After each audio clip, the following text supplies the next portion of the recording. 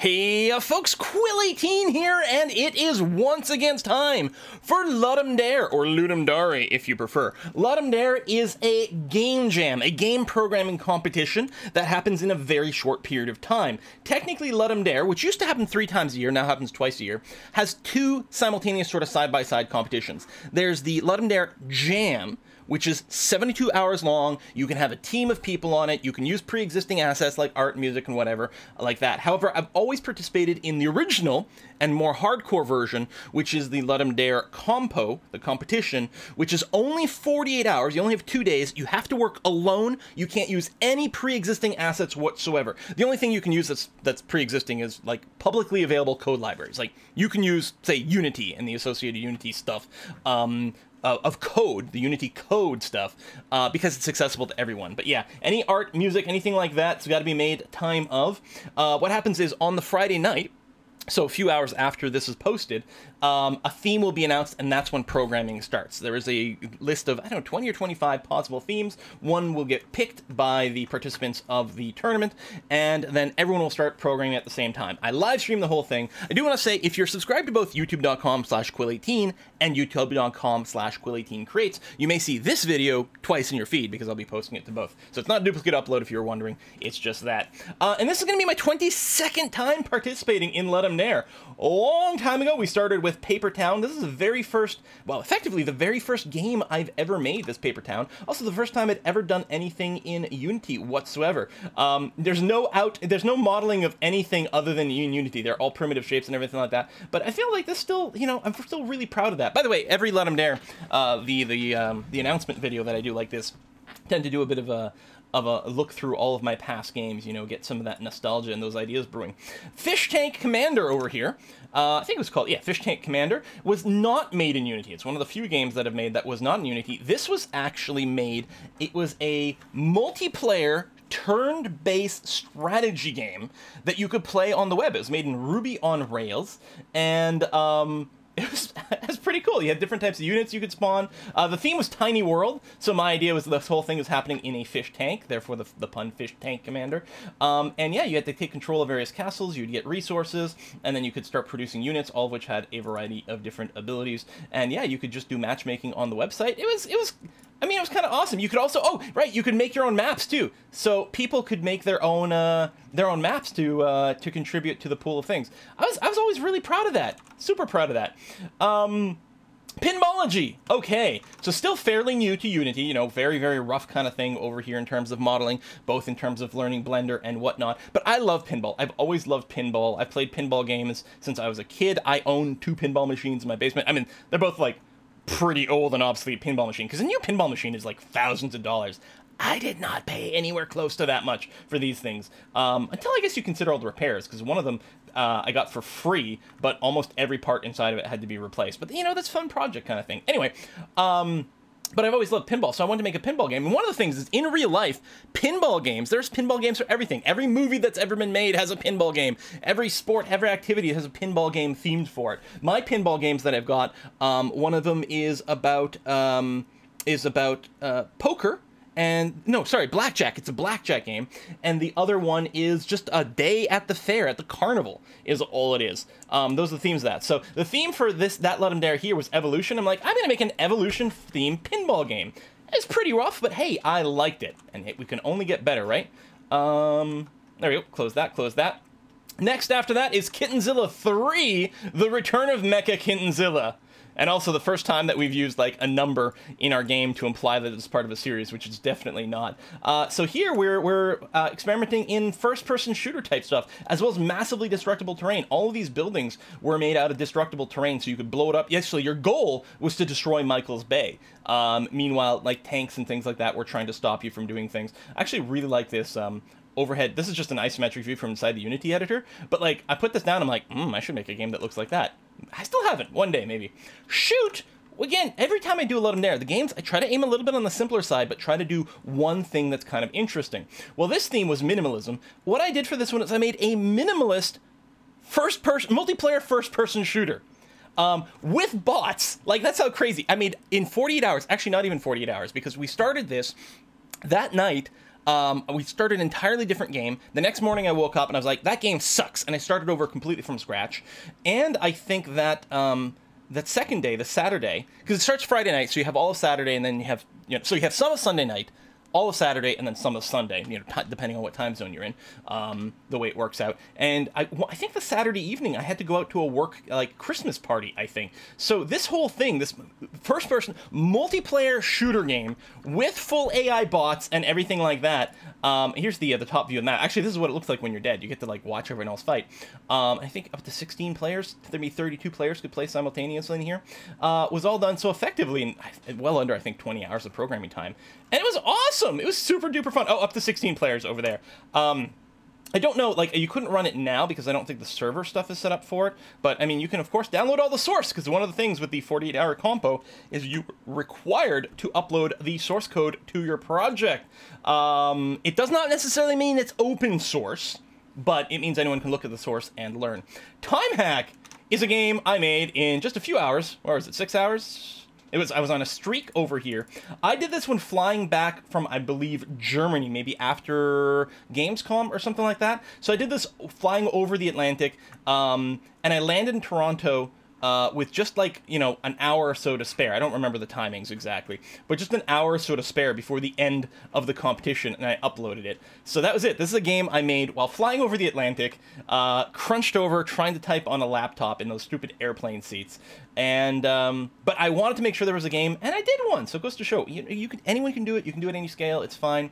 Lighter was a sort of first-person, sort of puzzly escape game. Drill 18, the first one that was a huge hit. It is a sort of survival base building kind of game. Sometime after this, the game Fallout Shelter came out, and a lot of people were like, oh, they totally stole it. Obviously, they didn't steal that. But it was there's a bit of a vibe there. So it was about digging down to the core of Mars and setting up your little mining area over here. And it did well. I think it came out 6th overall. Yeah, 6th overall. Look at that. Bam. It was very, very, very successful. Yeah, really enjoyed doing that. 99 Luftwaffles was not successful. It was an attempt at sort of a different type of strategy game. A lot of time was spent trying to get some graphics going, and obviously, I mean, some of them are funny, but the amount of time spent developing the graphics was so not worthwhile because they weren't even all that interesting to look at, and the game was not very fun to play, unfortunately. But hey, it was still a game, so there you go. V for Victory, not a lot of love for this one, unfortunately. I feel it's really fun to play. It did have a bit of an issue that it both, yeah, so one entire game on one screen was the theme, and this ended up being a little bit of a shooter game, almost felt like a shmup in terms of the upgrades you could do, but also tower defense. It was a couple of different things, and yeah, V for Victory was the name of it, Maximum Overkill Edition, to make it look like a very old vector graphic game with the screen glow, and everything was sort of a little bit more polygony, well, except for the circles over there, which wouldn't fit into a vector type game. Fun to play, but yeah, I don't think it got a ton of love. Well, a 40th overall for fun ain't bad. Coolness level, this is some competitions I'm able to do a lot of voting and sometimes I'm not, and coolness is just a virtue of the voting level. But I mean, if there's that many people sort of competing in it and we get 40th in fun and 55th overall, hey, I'm pretty good with that. I was always as long as I crack top 100 for fun, that's my entire goal all the time. That's about it. Because the game should be fun more than anything else. Ink was interesting. The highlight of Ink is that it has a great little title screen over here. This was sort of the idea with this was to make something inspired by ARPGs like Diablo and Path of Exile and whatnot, and did include full procedural level generation. And it was with this project that I learned that taking the time to make full procedural level generation for a LUDUM Dare game is silly. It doesn't make any sense because you'll actually spend more time developing your code to make procedurally generated levels than if you just hand-drawn levels yourself. A hand-drawn level will be, well, I mean, not literally drawn, but, a handmade level will be more interesting to play in. And in LUDUM Dare, most people only play a game, once, maybe twice, so having the levels repeat isn't actually a problem. There's no value gained in procedurally generating levels. So in terms of making a good entry for a game jam, this was not a great idea. But we learned a lot of stuff, and it was cool making the algorithm for this, which was really nifty, and it's worth checking out the code for some of that. Some aspects of the visual of this game were really strong. So the idea with this is that I think you're a writer suffering from writer's block or something like that, and you fall asleep and you wake up in a world of like books and pages and things. Some of the graphics for the game turned out really strong. This is all animated. You come here and the book like opens up and the pages flip over and stuff comes out. Like these are sort of like treasure chests or something like that you had to find. You could stab enemies with your pen and they would explode into ink that you could pick up and use your pen over here was both, like, first it was your hit points, but then if you went above that, it became like an ink supply that you could use to do ranged attack to people. And it would lead, like, you know, you could see our little footsteps over here, and if you did an ink spray, I don't know if we've got a picture for it. Yeah, not really with the ink spray, which is too bad. Some of the visuals were strong, some were not. The enemies in particular were very, very weak. I did really like the walls here, these books. We spent a lot of time, we had these little, it was randomized which books would be used, and some of these bookmarks are sort of, you know, sloped like that. So there's some strong visuals and some weak visuals, but I learned a lot about time management. I sort of learned some time management lessons doing 99 Luftwaffles, and then I sort of relearned it with ink, and ink is what really solidified in me how you prioritize certain things in terms of both your content and your visual, because the number one resource in the game jam is time. After ink, we get Hell Wars 18, which is a phenomenally exciting tower defense game based on sins. Yeah, you are the monster was the theme. Well, here is you are one of the lords of hell, and yeah, I guess the ruler of hell has been slain, or actually now, like, it'd be like, oh, Lucifer decided to take a vacation to Los Angeles or something. Anyway, and you're one of the demon lords fighting over control of the souls of the fallen. You've got to collect souls. So souls are constantly spawning in these graphics reminiscent of the old Ghostbusters game for the C64, and going to these various pens where you can store them. But then enemy demon lords are constantly sending bad guys towards you, so you have to build up a series of towers to defend it. One of the big things in this game, which may not be evident here, is there's fantastic amounts of effort made into the user interface for this game. In particular, when you're placing turrets in terms of, like, because a lot of turrets, you had, like, actual turrets that did damage, so the Ascension Cannon, the Soul Shredder, and the Soul Zuka, which is a lot of fun. And then you had booster towers, the boost damage, boost fire rate, and boost range. And there was a lot of effort made to make the user interface for placing these really strong, where you would see the radius of effect. You'd also get live update about the stats. So as you were placing a weapon, you'd know how much damage it did. But as you moved into range of a boost tower of some kind, the stats would change. It would update in real time to show you how effective it would be, which I really thought was quite keen. I was really happy with the work on this, and it's still quite fun. I think if you download and play this, I think you'd have fun. Look at this, 16th overall for fun. Again, I mean, 33rd overall, but fun is always my most important rating. 16th for fun. It's like, yeah, damn right, this was a fun game. Hell yeah. Growth Industries, still one of the ones I'm the happiest with, and still one of the ones I still enjoy playing over and over and over today. Inspired by a lot of board games and things like that. Around this time, I was playing some Suburbia and things, which had sort of a hex tile placement kind of idea. That was part of the inspiration for that. But the idea here, oh yeah, so this is the first time where the theme was tied. Two themes came out with exactly the same votes: 2-button control and growing. Because of the theme, because of the tie, you were able to choose either one of them. I went with growing. The idea, like, the game is literally called Growth Industries over here, so you're running a business and things. Really holds up. Great little, again, lots of user interface, trying to make things as good as possible for when you're placing down tiles, make things obvious. A fairly decent and consistent aesthetic, especially when you're in there and you're dragging things around on the surface. I think it's really, really, really strong for that. And really, really fun to play, challenging to play, lots of replayability. You know, the idea is you play until you get audited, and then you get a score of how well you did over there, and you're just trying to see how well you can do. I was really pleased with this, and yeah, overall, super duper happy. Dr. Deckenstein, this is the game that someone else totally copied and turned into Slay the Spire. Okay, no, that's not what happened at all. But basically, they're basically the same game. I put this out and I was like, damn, this is really good. Oh, if only I had, like, the time and the motivation to turn this into a commercial product. And then, like, you know, sometime later, Slay the Spire came out and I was like, hey, I didn't have to do it. Someone did it for me. That's amazing. But this, if you know what Slay the Spire is, you sort of will get a sense of this. The theme here was shapeshift. So my game was Dr. Deckenstein, an adventure in severed parts. The idea is you're going through this dungeon, you're killing monsters, and then you're attaching body parts onto yourself by basically you get cards to add to your deck of cards to play. But the theme is, yeah, the idea is that you're sawing them off, the little saw graphic in the background, and adding it to your body, you know, fulfilling the sort of shape-shifting theme, which in, I thought, a clever way. And yeah, I like card games in real life. I like card games on the computer, so I had a lot of fun making that one. Wake Up Call is the second game, the only other game other than Fish Tank Commander not made in Unity. This was a pure C# console game. Just pure C#, just a console game, text-based game, a roguelike kind of thing over here. The theme was ancient technology, so we doubled up on that, both in the in-game theme, that you're this incredibly obsolete robot from like 100 years ago, barely holding yourself together, but also ancient technology would be this console-based gameplay over here.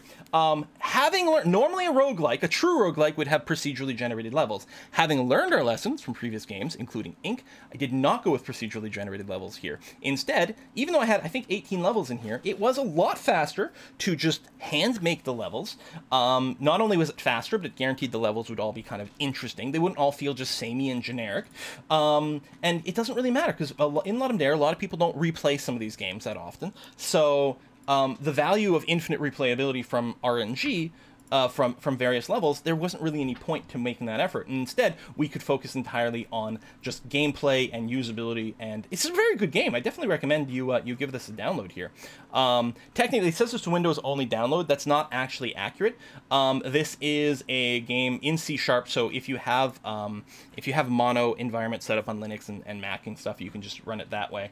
But you can't run it just out of the box exactly. You have to take a couple extra steps for the other platforms, which is unfortunate because you usually like to deploy things for different stuff. But yeah, I like the story here. We got to play with a lot of text-based stuff, working around with fonts, trying ways to speed up drawing of things, because it's weird. Like, you know, these days you can throw like 1 trillion polygons to your graphic card and it runs super fast. You don't even think about it. But it turns out refreshing a screen worth of text is not the fastest thing in the universe. So finding solutions to that was certainly one of our gameplay. Then we get to Kitchen Wizard. This is the final game on the Legacy LUDUM Dare site, and my second time making a pinball game. I still love pinball, so here we go. The theme here was one room, so I decided, okay, one room, it's the kitchen, and we're gonna turn that into a pinball game over here.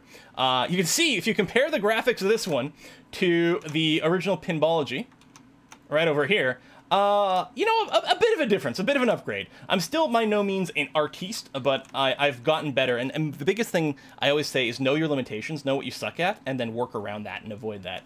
So this is a much stronger pinball game, much better physics, much better visuals, much better sound effects, tons of great gameplay. There's tons of targets to hit. There's all these extra combo modes that you can do. The idea, the overall idea here is to complete the 4 dishes, meatball, super soup, the salt shaker, and meat pie, and then it will enable the super kitchen wizard mode over here. God, that's a good little logo, and that's probably some of the best graphics I've ever done for anything ever in my life over here.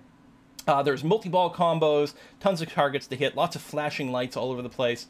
Yeah, oh yeah, and you could stir the pot. Every time you go up this ramp and go over here, it's like, ooh, you're stirring the pot, and there's like some sort of bonus for that. I don't remember what it is, but yeah, I was quite happy with this game. How did it do? See, only 84 in fun. I was like, come on! I don't think people love pinball as much as I do. For me, #1 in my heart. So that's the classic site, the legacy site. Then we go over to the new LUDUM Dare site, where I have 4 games put over there. And then we get to what is actually probably my best entry of all time, Tub of War. Tub of War came out 6th overall, which is the same as Drill 18, the Mars project, except that there's I don't know, I think maybe 4 times as many people in the competition at this point. You know, this LUDUM Dare 39. I know, whichever one this was. Oh, LUDUM Dare 38. As opposed to LUDUM Dare, I don't know, 26 or whatever the other one was. There's a lot more competition, so this 6th overall is much stronger, and the 7th overall for fun, I think that's my highest fun rating of all time. It is really great. So the theme for this one was, well, I can't remember where they put the themes on the new site. No, seriously. I'm there 38. Oh, A Small World. Yeah, I don't know. Anyway, A small world was the theme for Ludum Dare 38, so I made a game entirely in someone's bathtub, like you're a kid in the tub playing with your toys. And what you had to do in this one is you pilot this little tugboat. It floats on the water. It's got cute little physics for that. And you're trying to rescue little little army men. They're little army men with a little boy around them. You're trying to rescue them and bring them to one end of the tub. Meanwhile, little rubber duckies are coming at you going quack, quack, quack, quack, quack. And little submarines are little firing little torpedoes. And you're trying to drag them over there. There's tons of power up. All these blocks are little power ups here. That the H one I think was for health. You could blow up the sponges and they would give you more power-ups in there. It really, really nice little wonderful game. And by far, like, my strongest ever made. Even though, like, I wouldn't think about it, but it's so simple. It's so simple, but again, the gameplay was so simple, which means we could really put in the effort to the aesthetics. Again, graphically, I'm not a master, but it turns out making sort of plasticky looking toys is well within my area of competence. Right? It's not about area of expertise. It's about area of competence. Work within your area of competence, and then all of a sudden, wonderful things start to happen. And we had, because the core mechanics were fairly simple to program, we could spend a lot of time iterating and polishing the important parts of sort of the visuals and the core gameplay cycle, and things like that, the gameplay loop. The next few, at that point, that was the last one where I really felt like the energy. Ever since then, I felt my energy levels for Ludum Dare have been not the same. I'm hoping to recapture some of that this time around. We'll see. But next we've got Pipe Trek. And now, visually speaking, Pipe Trek is pretty strong. And it's sort of a pipe dream kind of game. But here's one of the things. One of my favorite things about Star Trek has always been, like, the engineer thing. It's like, oh, we don't have enough power. Oh, I'll reroute the power from the internal, structural support fields to engines temporarily, or this or that, right? I always like that kind of vibe of things. And some of my favorite games that I've ever played have had an element of that. Actually, one of my favorite games of all time, it's an ancient one for the Atari ST, Sundog, The Frozen Legacy. And it's got some of that. So the idea with this is to capture that. Again, what was the theme for this one? Oh, running out of power. There you go. Running out of power is the theme. So very appropriate here. And so I incorporated this sort of pipe dream-ish kind of mechanic, like this puzzle game. The power comes from the center, and then you've got to get the power to your life support, your shield capacitors, your phaser banks, and over here the impulse engines. I don't know, I didn't put it in the middle. I think just to mix things around a little bit. And you do it by you could swap cubes, and you could rotate them. Or maybe you could only rotate them. That's possible. Maybe you can only rotate them around. And so you had to get them reconnected, and then you had your power levels over here. And the whole time you're in a battle, so there's like text going on over here. Someone's attacking you. I think it's like a Romulan warbird kind of idea. And you're trying to fire back. And depending on things, like if your shields, or if your engines are higher, you don't get hit as often. If your shield capacitor being powered is what you use to not take damage. The phaser bank allowed you to destroy your enemy and move up in ranking. And what would happen is every time you killed an enemy, the next enemy that showed up would fire, faster and faster and harder and harder. And every time you got hit, some of your systems would get scrambled around. So you were constantly having to repair things, because every time you took damage, you'd have to fix some stuff over here. I'm proud for the L's card user interface, and the gameplay was okay, but that's not it was. I don't know. I couldn't think of. I've always wanted to do something like this. But once I started doing this, I was like, I don't know if it's quite as fun. I'm not sure. Space Shoot? Oh, right. This was just to keep... I had a 19 Ludum Dare in a row streak going on, and I did not stream this one. I just made it in 2 hours. I think it was a multiplayer spaceship combat kind of game. I don't even have a picture loaded over here. That's weird. There's a thumbnail. Oops, hold on. Get back. There we go. It's weird that it's not a picture. Path of Excess. Okay, Path of Excess. And what was the theme on this? Oh, running out of space. Yes, running out of space was the theme. So what I did here... again, the pictures aren't showing up here. That's weird. That's just the website doing weird things, because there's a picture here. The idea was this It's inspired a little bit by Path of Exile and stuff like that, where it's sort of a spoof on these action RPGs and things where you're killing lots of stuff, but then they drop too many items. So it was about trying to pick up items and fit them in your inventory and do things like that. It was fine. Whatever. It was okay. Scrapitalism. So what was the theme for this one? Your life is currency. Right! So I want to do a classic shmup. Part of the idea with this was to do something that was very good as a tutorial. So we went fairly basic and very tutorial-friendly kind of gameplay. We did a classic shmup, which we'd never done before, so let's do it. Shmup is shoot 'em up. Is I think the contraction of that. So, you know, enemies are coming from one side, you're pew-pewing them and shooting them. We get to have fun with building a few visuals and stuff like that. We made a really cool-looking starfield in the back. But the idea with this one is that when you killed dudes, sometimes it would drop these scrap. You'd pick it up and actually orbit around you as sort of a shield.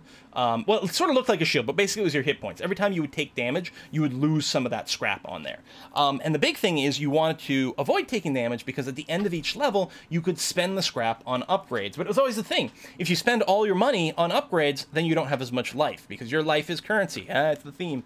So, you know, you're trying to sort of manage some things that way. So there's this fairly simple upgrade system in there. It's a fairly simple gameplay, but the idea was to do it as tutorially friendly, easy to explain and understand as possible. Hey, look at it. It's still got 24th and fun. That's not too shabby.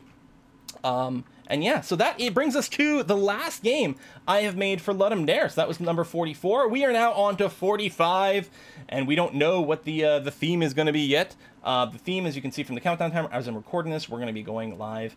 We're going to start programming in under 3 hours. My stream itself, I'll probably start the stream.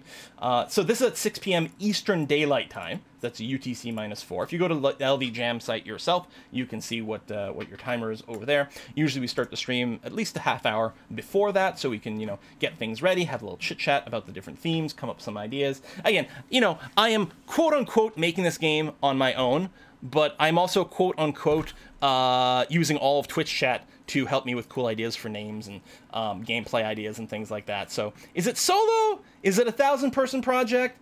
You be the judge. The end thing, in the end, to remember is there's actually no prize for winning LUDUM Dare. It is entirely for the fun of it, for the love of it. Some people who come up with a good game do go and make a commercial version of it later and sell it on the internets, and quite a few people have been very successful doing that, including plenty of people who didn't win. But it turns out they came up with a really good idea, and when they spent, you know, 6 months or a year or something actually making the game for realsies, came out with an extremely successful commercial project.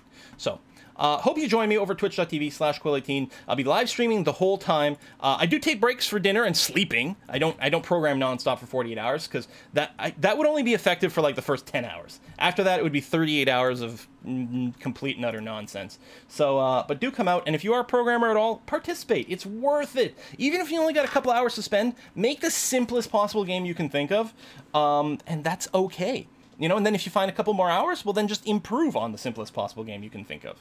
Folks, I'm going to see you this weekend over on Twitch. Bye-bye.